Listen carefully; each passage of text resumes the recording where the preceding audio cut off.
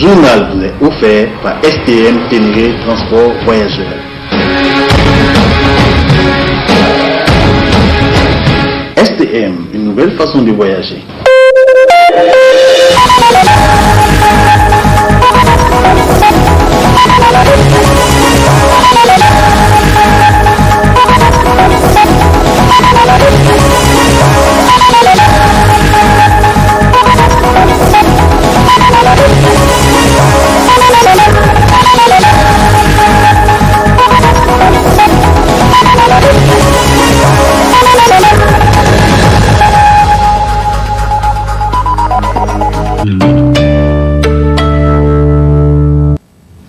Messieurs, dames, bonsoir et bienvenue dans cette édition d'information sur le miroir de la femme, dans cette édition de 20h15. Nous débutons cette édition avec la décision de se retirer des 6 pays anglophones du projet de monnaie éco. Quels sont les tenants et les aboutissants de cette décision? Analyse avec l'acteur de la société civile Bachar Maman, que je vous propose de suivre dans cet extrait avant de le retrouver en partie magazine de cette édition. L'ensemble des pays membres de la CEDEAO qui ont initié cette réforme financière et monétaire visant à créer une monnaie unique qu'on appelle ECO. Bon, il s'est trouvé que entre-temps, le président de la Côte d'Ivoire, M. Alassane Dramane Ouattara, a cru devoir faire cette annonce-là plutôt au nom de l'IMOA. Évidemment, cela n'a pas plu aux autres chefs d'État de la CEDEAO qui, à l'occasion de leur sommet extraordinaire, ont réaffirmé leur désapprobation totale par rapport à ce qui a été annoncé en décembre à Abidjan devant le président français M. Macron, auquel le président Ouattara annonçait que désormais le franc CFA va disparaître, en tout cas de la nomenclature de monnaie d'échange, en tout cas dans l'espace IMOA. Dans la même lancée, il a annoncé également que ça serait la fin de la présence prééminente du représentant de l'État français au niveau du conseil d'administration du CFA, et également la fin des comptes d'opération. Mais de l'autre côté, il annonçait également où il fait sous-entendre que l'arrimage de la nouvelle monnaie, notamment l'ECO, va rester sous la parité fixe avec l'euro, et que la France serait en tout cas la garante de cette monnaie-là. Je vous rappelle que vous l'aurez en partie magazine de cette édition. Le vendredi 17 janvier 2020, le Conseil des ministres a pris la décision de mettre en valeur la ceinture verte qui protège la ville de Niamey, et déjà les réactions fusent de partout. Amadou Aruna et Bachir Ndikoui pour le reportage. La ceinture verte morcelée et vendue est toujours en chantier. Va enfin souffler tranquillement. Le Conseil des ministres du vendredi dernier en a ainsi décidé. Une décision très bien accueillie par les professionnels de l'immobilier. Par rapport à la réhabilitation de la ceinture verte, moi je pense que c'est une décision que le gouvernement aurait dû prendre bien avant. Parce que la majeure partie de la ceinture verte a été lotie et même habitée. Et en son temps, il y a des ministres qui ont essayé d'agir par rapport à la dégradation de la ceinture verte, mais c'était resté en vain. Moi, je pense que la décision du gouvernement doit être bien accueillie, parce que la ceinture verte a été créée pour protéger la ville de Niamey. Mais ça, c'est le côté positif. Mais malheureusement, la ceinture verte était devenue un nid bandits, de criminels et de voyous de toutes sortes. La question qui se pose désormais est celle-là de l'indemnisation des propriétaires des parcelles-là, non encore construites dans la ceinture verte. Les conclusions du Conseil des ministres du vendredi dernier ont bien précisé que les parties qui ont été viabilisées ne seront pas touchées par cette réhabilitation. Au contraire, je crois que le gouvernement va devoir penser aux arbres qui ont été détruits. Ça, c'est de façon officieuse. C'est de façon officieuse. Je pense que tout arbre détruit va faire l'objet d'un dédommagement. Tout celui qui coupe un arbre, il doit payer. Merci beaucoup. Je ne sais pas si vous parlez germain ou comme ça.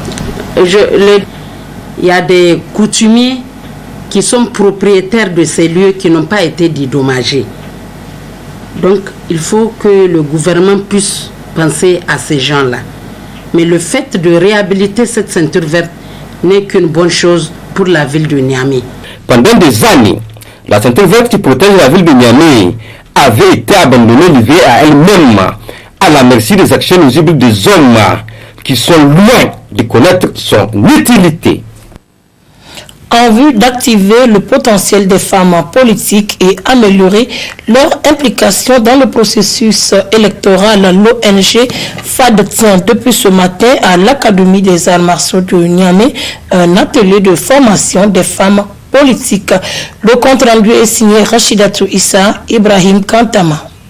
Cet atelier de formation des femmes politiques initié par l'ONG FAD en partenariat avec la Fondation nationale pour la démocratie s'inscrit dans le cadre du projet Activer le potentiel des femmes politiques en vue d'améliorer leur implication dans le processus électoral. Pour la coordinatrice de l'ONG FAD, le choix de ce thème n'est pas fortuit. Le travail qui vous revient est un travail très sérieux. C'est dès maintenant que vous devrez vous préparer à cela. Parce qu'aujourd'hui, il y a tellement de partis politiques qui sont créés. Et il y a au moins une centaine de partis politiques au Niger.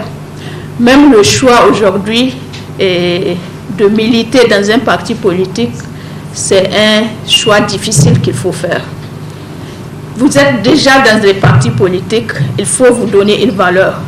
Il faut valoriser votre présence au sein de ces partis politiques, en montrant vraiment que vous voulez un résultat, vous avez un objectif et vous voulez l'atteindre. Le problème que nous avons rencontré, malheureusement, c'est très difficile de trouver des femmes qui ont vraiment une réelle ambition politique.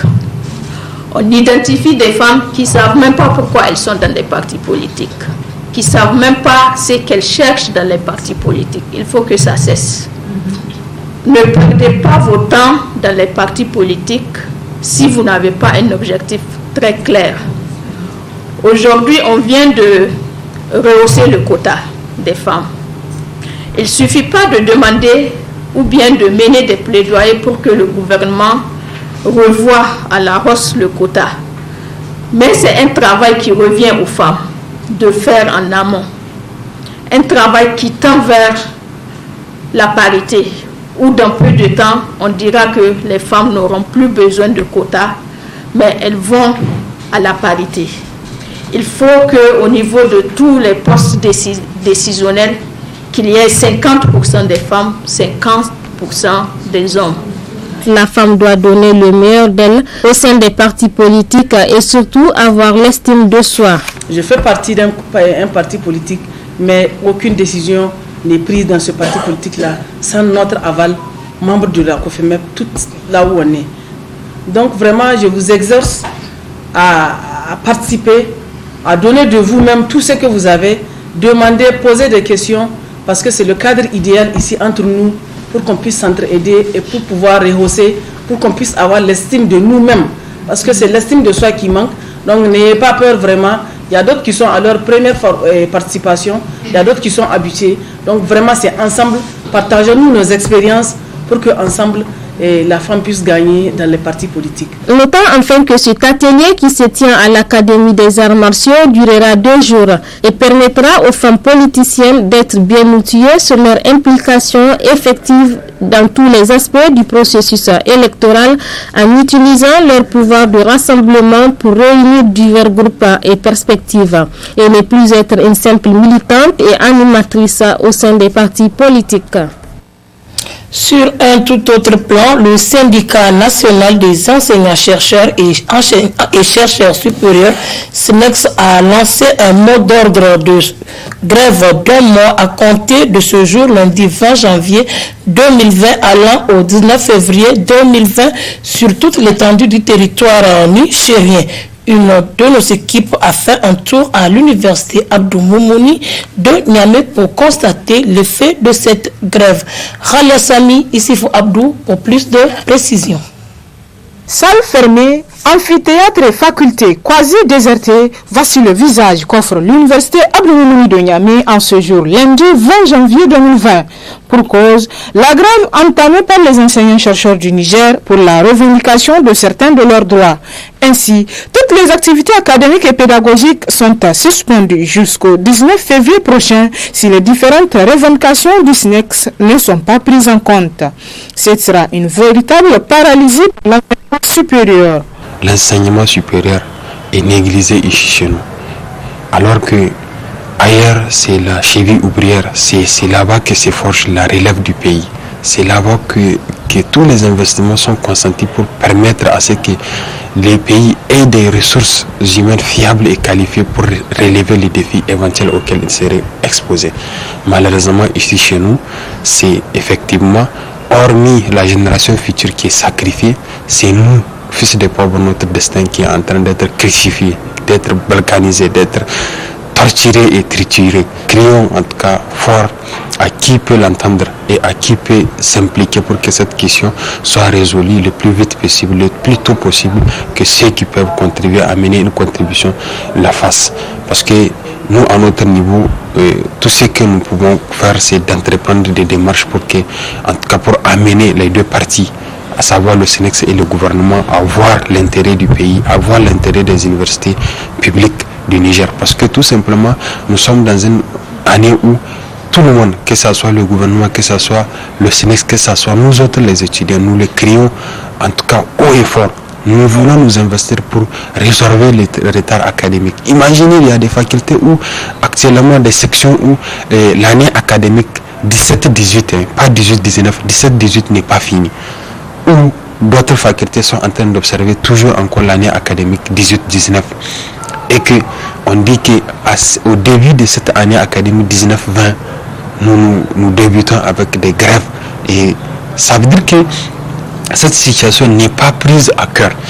Et donc c'est le lieu de lancer un cri de cœur au gouvernement pour qu'il crée les conditions de ramener le calme et la sérénité dans les universités publiques. L'année académique 2020-2021 vient à peine de commencer et l'on enregistre déjà des perturbations de cours et cela pourrait aller jusqu'à une durée d'1 mois, ce qui est inédit.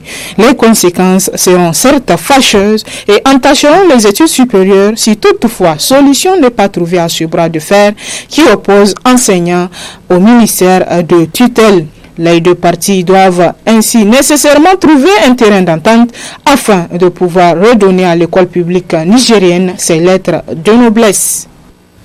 Comme annoncé, la partie magazine de cette édition, c'est avec Maman Bachar, acteur de la société civile, qui s'est prononcé sur le retrait de 6 pays anglophones du programme de la monnaie ECO. Très bonne réception et très bonne suite de programme sur le miroir de la femme. Au revoir.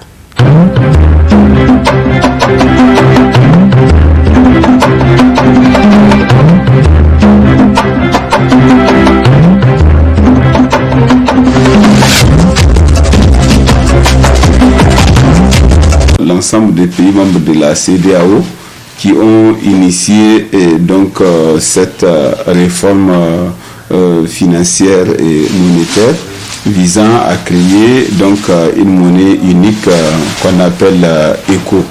Bon, il s'est trouvé que entre-temps, donc le président de la Côte d'Ivoire, M. Alassane Dramane Ouattara, a cru devoir faire cette annonce-là plutôt au nom de l'IMOA. Donc, évidemment, cela n'a pas plu aux autres chefs d'État de la CEDEAO qui, à l'occasion de leur sommet extraordinaire, ont réaffirmé leur désapprobation totale par rapport à ce qui a été annoncé en décembre donc à Abidjan devant le président français M. Macron, donc auquel disons le président Ouattara annonçait que désormais le franc CFA va disparaître, en tout cas de la nomenclature de monnaie d'échange, en tout cas dans l'espace IMOA. Donc dans la même lancée, il a annoncé également que ça serait la fin de la présence prééminente du représentant de l'État français au niveau donc du conseil d'administration du CFA, et également la fin des comptes d'opération. Mais de l'autre côté, il annonçait également où il fait sous-entendre que l'arrimage donc de la nouvelle monnaie, notamment l'ECO, va rester sous la parité fixe avec l'euro, et que la France serait en tout cas la garante de cette monnaie-là en cas de difficulté, ce qui revient à peu près à la même chose. Donc dès cette annonce, si vous voulez, juste le lendemain, beaucoup de spécialistes en matière monétaire ont réagi pour estimer que en fait il y a pratiquement aucun changement en dehors de celui du nom, c'est-à-dire on est parti du franc CFA pour annoncer l'ECO avec à peu près les mêmes contraintes si vous voulez qui sont observées dans le cadre du franc CFA. Donc ça remet en cause pratiquement toute la dynamique qui était engagée autour de la création de cette monnaie commune et unique pour l'ensemble des 15 pays membres de la CEDEAO, à savoir ECO. Donc la réaction également de cette institution-là ne s'est pas fait attendre, et les chefs d'État, à travers notamment leur ministre des Finances, ont marqué leur désapprobation par rapport à cette annonce et ont considéré qu'il y a eu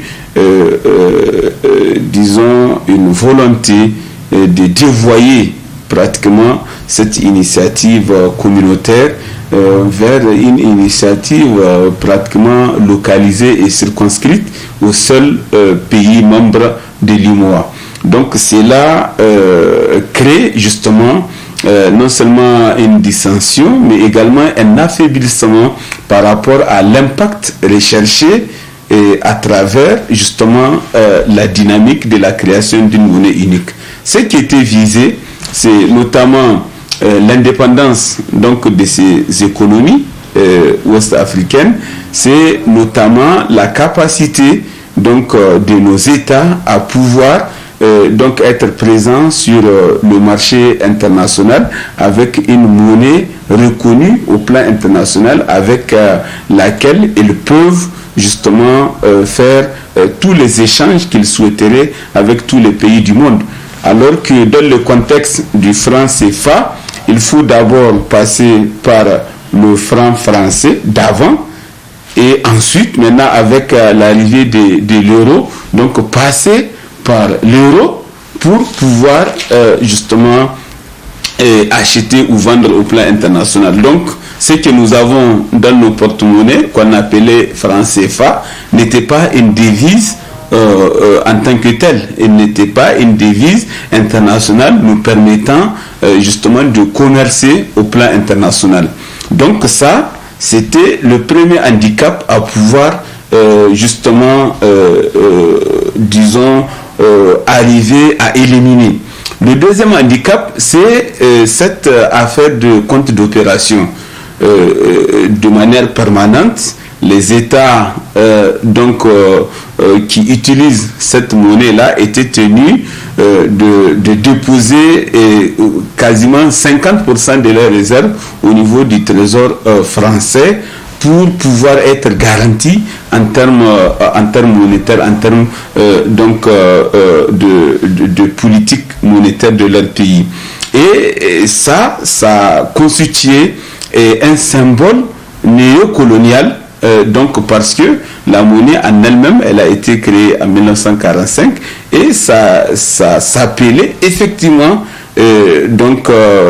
disons le franc de la communauté des colonies françaises d'Afrique, qui par la suite a connu une mutation pour un peu, si vous voulez, alléger la terminologie qui était quand même assez lourde, pour la transformer en franc de communauté française d'Afrique. Mais du point de vue du contenu, en vérité, ça n'a pas du tout changé.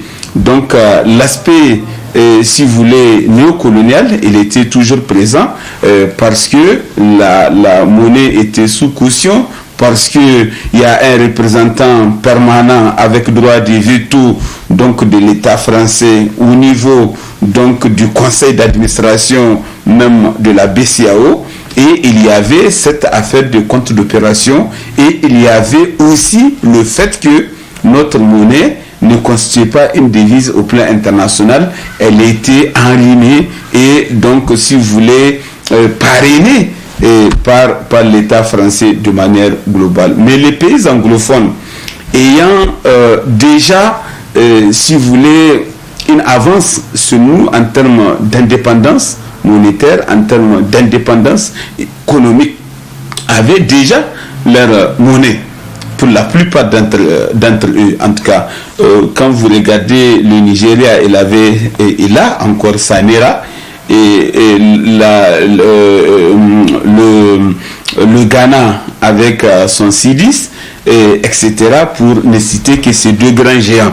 Donc, ils ne peuvent pas s'aligner dans une dynamique qui va être un recul pour eux par rapport déjà à là où ils sont arrivés du point de vue justement d'autonomie et d'indépendance économique. Ce qui fait que à l'heure actuelle, si on va dans la même lancée, ça veut dire que l'écho sera un écho réduit au seul pays de l'UMOA, ce qui n'était pas l'objectif recherché, annoncé à travers l'ensemble des 15 États membres de la CEDEAO. Donc ce qui à terme fera en sorte que les pays, notamment anglophones et lusophones, seront obligés de regarder à nouveau leur feuille de route et la recadrer en fonction de l'objectif initial qui était poursuivi lorsque cet écho-là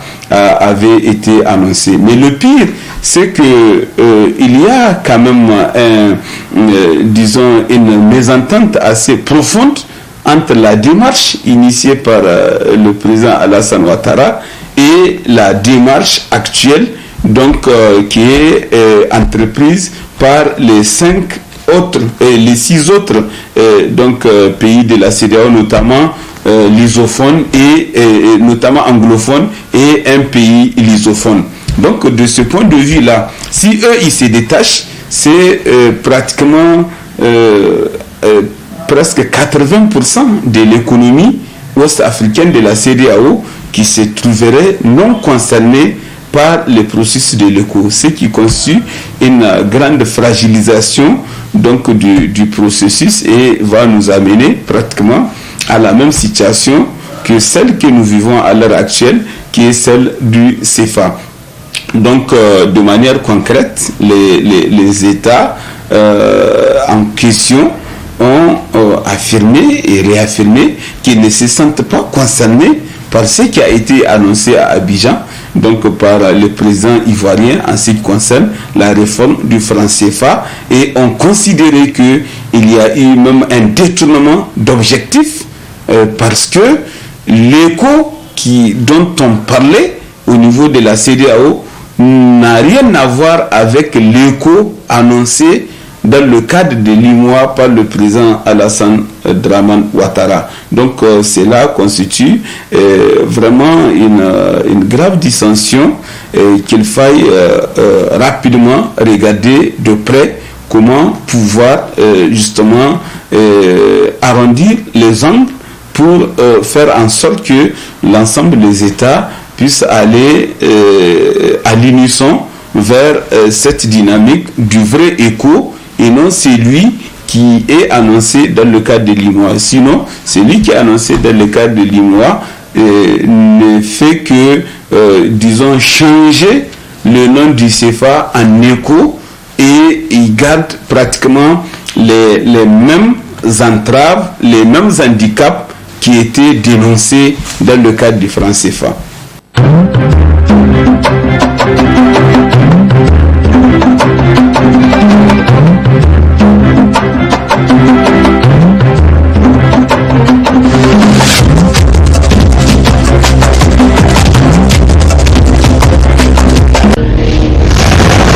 Ce journal vous a été offert par STM Ténéré Transport Voyageurs.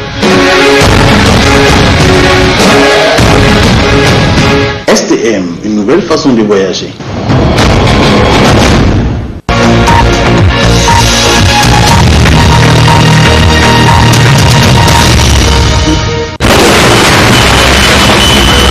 Radio Télévision Tambara 107 MHz. La voix de la femme. Tambara. Enfin, la télé. Shabby, you know you dey make me colo.